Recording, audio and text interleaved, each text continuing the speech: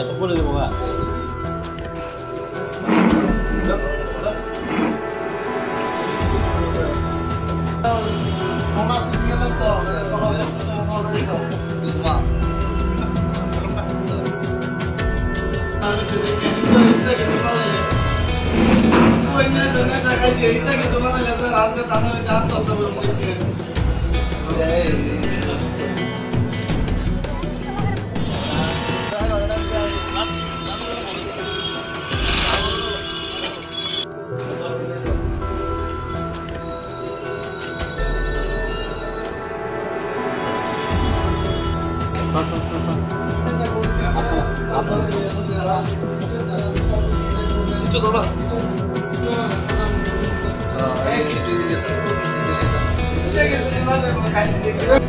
গত 10 তারিখ জয়নগর থেকে একে রোড নিয়ার ফুড অফিসের কাছ থেকে একটা মোবাইল চুরি করে নিয়ে যায় সন্দীপ পালের বাড়ি থেকে।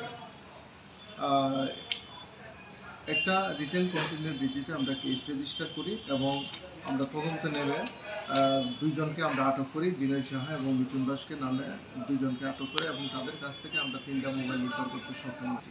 পরবর্তী সময় তাদের ইন্টারোগেশন করে আমরা আরও 3 জনকে আটক করি এবং তাদের জিজ্ঞাসাবাদে বাকি টোটাল আমরা 35টি মোবাইল আমরা উদ্ধার করি। এই মোবাইলগুলি তারা বিভিন্ন সময় বিভিন্ন জায়গা থেকে চুরি করেছিল এবং তারা কোনো এই মোবাইলের কোনো কাগজপত্র আমাদের কাছে প্রডিউস করতে পারেনি। আর বাকি যে 3 জন তার নাম হলো সাগর ঘোষ, সঞ্জয় দেবনাথ, রাজু শুক্ল দাস। টোটাল 5 জনকে আমরা অ্যারেস্ট করেছি। আজকে পুলিশ রিমান্ড চেয়ে তাদেরকে আদালতে আমরা প্রেরণ করব এবং যে এটা আমরা মামলা নিয়েছি, মামলার নাম্বার হলো 139/2024 under section 329 clause 4 and 305 of BNS অনুযায়ী একটা মামলা নিয়েছি। আর বাকি তদন্তে আমরা আসল সব মোবাইলের মালিকানা পাওয়া গেছে না এখনো?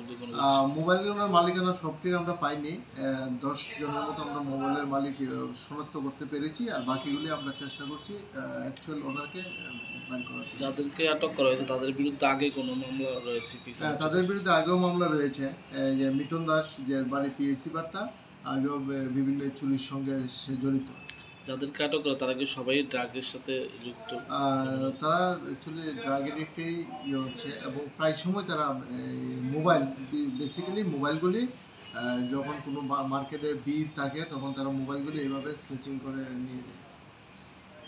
ওদের সাথে কি আর কেউ আছে, কিছু পাওয়া গেছে?